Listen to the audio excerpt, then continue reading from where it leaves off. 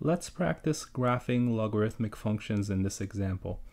So it says graph the function y equal to log base 2x. So we have y equal to log base 2 of x. That's what we're trying to graph.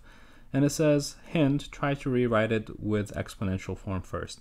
Now there's going to be a way we plug this in the calculator. I'll tell you that method or that trick in a few videos. But for now, suppose I want to graph this thing. How can I go about graphing it? Well, I really can't.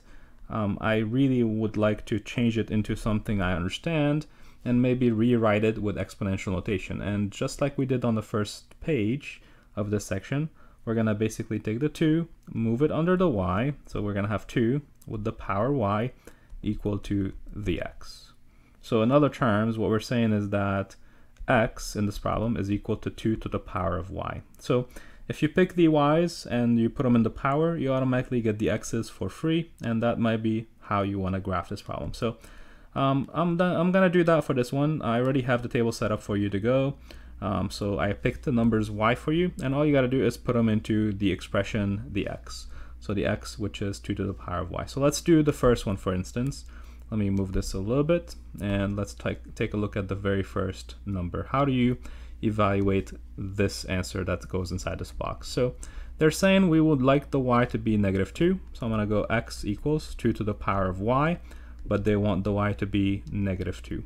So negative in the exponent means it's going to be upside down. So 1 over 2 squared, and that means we have 1/4 as a solution. So the answer is going to be 1/4. Perfect, because that's what I got over at the very end. Okay. Now, what about the -1? What would happen if x is equal to 2 to the power of y, and the y is chosen to be -1? So in this case, I would end up with 1 over 2 to the power of 1, which is at the end 1/2. Okay, so that means the second box should be 1/2.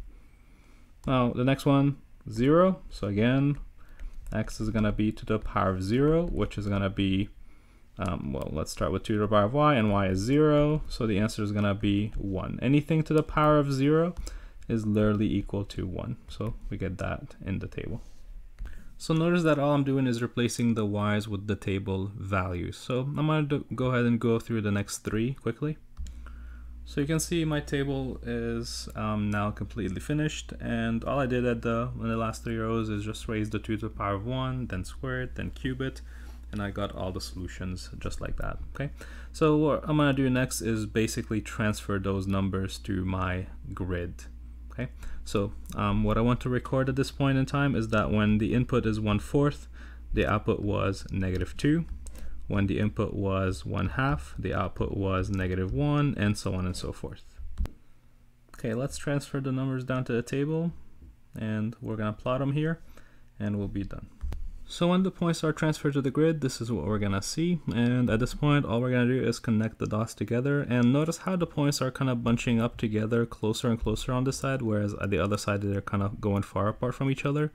Well, that means that there's an invisible line that we cannot cross over here. The invisible line is basically that line, which is what we call in this section a vertical asymptote. So it's an invisible line that we cannot cross. It's like a border, and in this case, that border is called x equal to 0.